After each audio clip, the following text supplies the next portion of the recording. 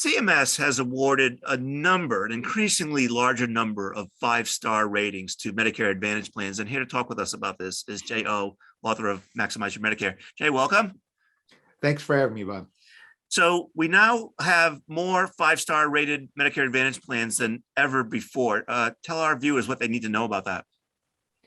Well, it's certainly anecdotally speaking, and we'll see official statistics shortly, which is that I've noticed among our client base nationwide that the number of selections in Medicare Advantage continues to grow.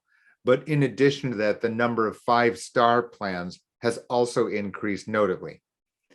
Now, when you have a five-star Medicare Advantage plan, it does allow people to enroll into a five-star Medicare Advantage plan beyond the normal enrollment windows. So we had the annual election period. We are going to enter into the Medicare Advantage open enrollment period. And basically what this allows people to do, it allows people to switch from one Medicare Advantage plan into a five-star plan, not only during the first quarter, but once a year throughout the year, meaning quarter one, quarter two, quarter three, and then again during the annual election period, which begins on October 15th. It's just some expanded rights for consumers when the Medicare Advantage plan has attained a five-star rating. Right. So I guess the big question is, does having a five-star rating mean that it's always the best? And you should think about switching from your below five-star plan into a five-star plan? Well, I would say the following. First of all, is that the awarding of plans with these different star systems is very, very complicated. It's a number of moving factors, and it's for the general population as a whole.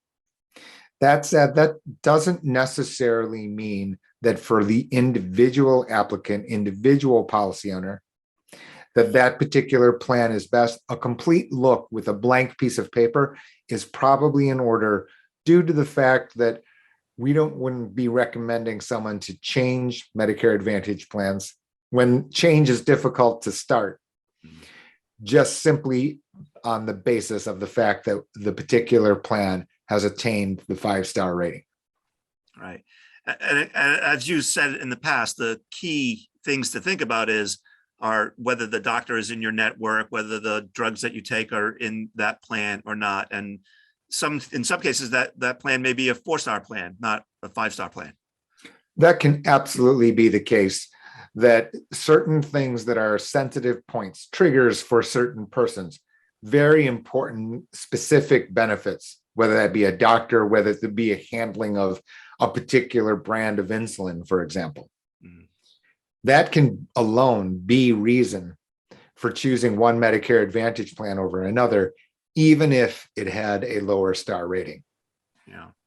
So it strikes me, and maybe not a conversation for today, but the government, in trying to be helpful to consumers, may not necessarily be helpful. There may be some unintended consequences in their desire to be helpful by assigning stars. Well, I think generally speaking, it is helpful. I mean, it gives guidelines in a general sense. All I'm saying is that even when you have these star ratings, a deeper look is probably a good idea. All right. Well, we've covered a lot of ground, Jay. Anything we missed or anything that bears reemphasizing?